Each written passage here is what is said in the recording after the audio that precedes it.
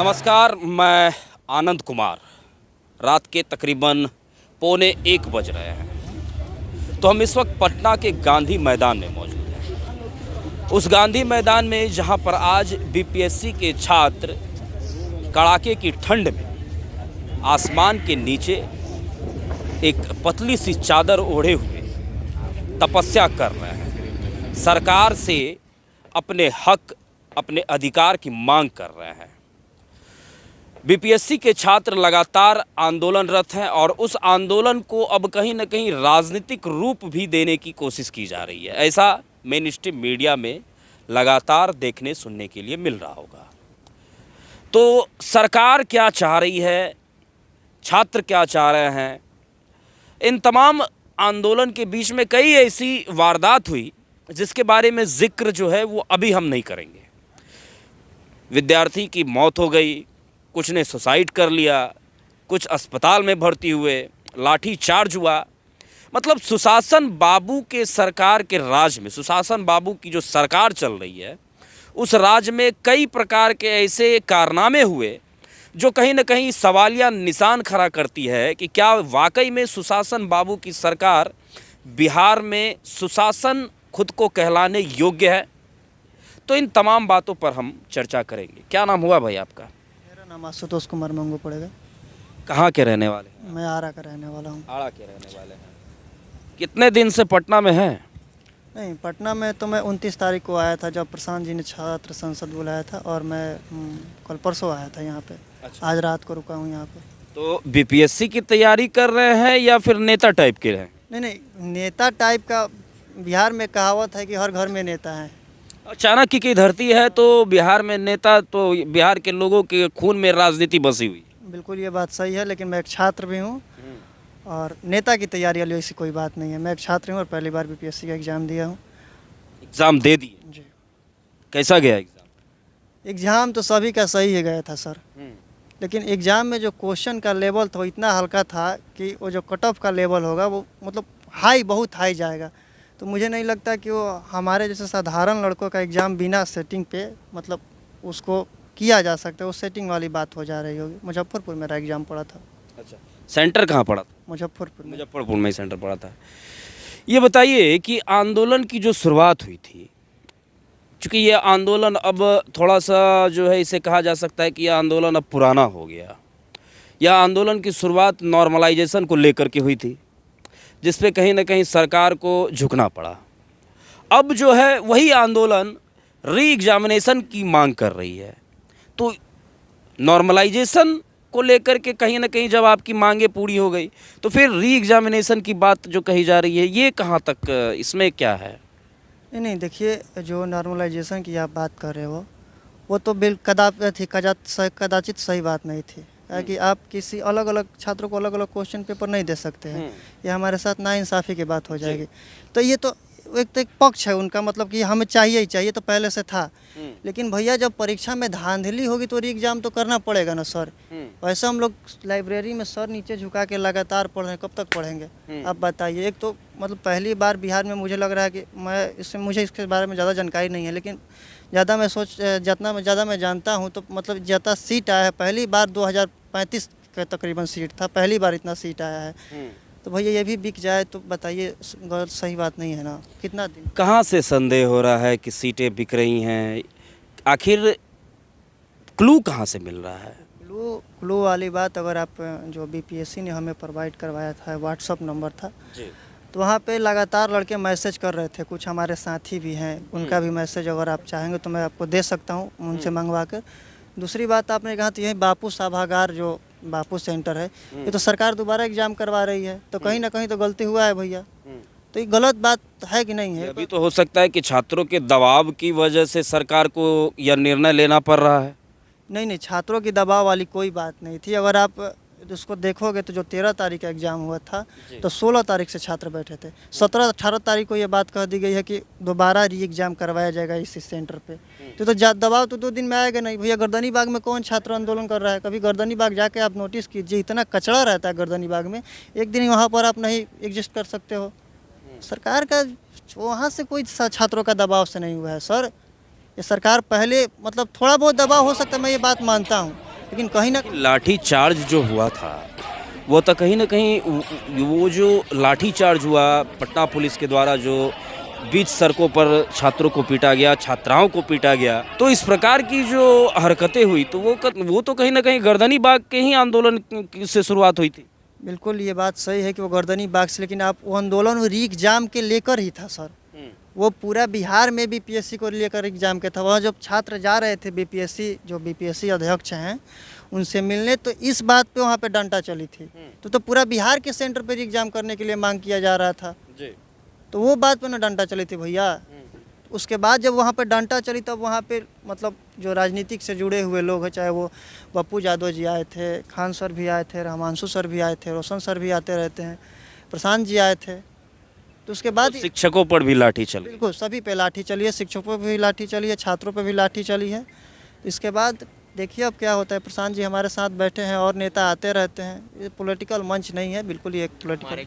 तो ये बताइए कि कहीं ना कहीं कुछ शिक्षकों के द्वारा, कुछ बिहार के जो नेता हैं उनके द्वारा भी यह कहा जा रहा है कि प्रशांत किशोर जी ने धन बल के बल पर जो है कहीं ना कहीं इस आंदोलन को, छात्रों के आंदोलन को हाईजैक कर लिया है।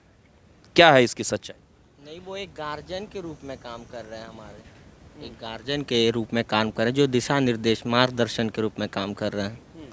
प्रशांत जी इस मूवमेंट के असली हीरो नहीं है। इस मूवमेंट के असली हीरो हैं स्टूडेंट्स। वो एक गार्जियन के रूप में है कि अगर अभी स्टूडेंट्स पर लाठी चार्ज हो जाता है तो ये एक गार्जियन के रूप में जो एडिशनल फैक्टर में सपोर्ट कर रहे हैं। आपने देखा होगा कि प्रशांत किशोर जी पर कई प्रकार की टिप्पणियां भी हुई हैं। पूर्णिया के सांसद हैं पप्पू यादव जी, उन्होंने काफ़ी अभद्र टिप्पणी की। एक शिक्षक हैं, उन्होंने भी काफ़ी अभद्र टिप्पणी की। तो छात्र यहाँ पर प्रशांत किशोर जी के नेतृत्व में आंदोलन कर रहे हैं और वहाँ जो है राजनेता, चाहे वो शिक्षक हों, वो कहीं ना कहीं प्रशांत किशोर जी को गाली दे रहे हैं। तो ये देखिए, इसमें सब राजनीति अपनी सेकने की कोशिश कर रहे हैं, लेकिन जो उनका असली रहमायती होगा वो उनके साथ है, जो उनके साथ खड़ा हुआ है। अभी कौन खड़े हुए हैं? प्रशांत जी के अलावा क्या कर रहे हैं? आप चक्का जाम करके क्या कर लीजिएगा? इससे आप भारतीय लोकतंत्र को खंडित कर रहे हैं। लोकतंत्र में जो सिखाया गया है गांधी जी के मार्ग पे चल करके, सत्याग्रह आंदोलन, ये कहीं ना कहीं सत्याग्रह आंदोलन हो रहा है। देखिए, सत्याग्रह आंदोलन नहीं हो रहा है, ये बेसिकली अमरण अनशन है। सत्याग्रह में आप सत्य पर आग्रह करने के प्रयास में रहते हैं, लेकिन अमरण अनशन में उन्होंने दिखा दिया कि देखिए, अगर आप नहीं जाएंगे तो मैं अपने प्राण तक निछावर कर सकता हूँ। स्टूडेंट, आपको लगता है कि बिहार की जो बिहार सरकार है वह इस आंदोलन पर, इस आंदोलन में जो है वो आंदोलन के साथ आकर के, या फिर इस आंदोलन से डर के वो झुकेगी? देखिए, झुकेगी ये तो समय बताएगा, लेकिन हमारे प्रयास में वो कमी नहीं आनी चाहिए। और जिस तरह से ये कार्य तेज़ गति से चल रहा है, आने वाले समय में ज़रूर आपको इसका इफ़ेक्ट मिलेगा, इफ़ेक्ट पड़ता हो जाएगा। जो पुलिस लाठी चार्ज करती है उसका दर्द स्टूडेंट्स को 5 दिन के लिए होता है, लेकिन जब जनता की लाठी चलती है, वोट की लाठी, तब दिक्कत हो जाती है सरकार को।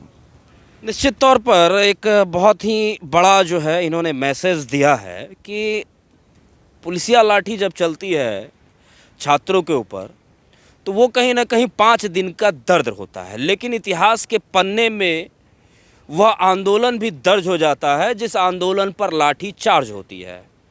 इतिहास के कई दस्तावेज़ों में, कई पन्नों में यह आंदोलन भी दर्ज रहेगा कि किस प्रकार से बिहार पुलिस के द्वारा, किस प्रकार से बिहार सरकार के द्वारा छात्रों के ऊपर लाठी चार्ज करवाया गया, किस प्रकार से बीच सड़क पर छात्र ही नहीं बल्कि शिक्षकों को भी लाठी से पीटा गया है।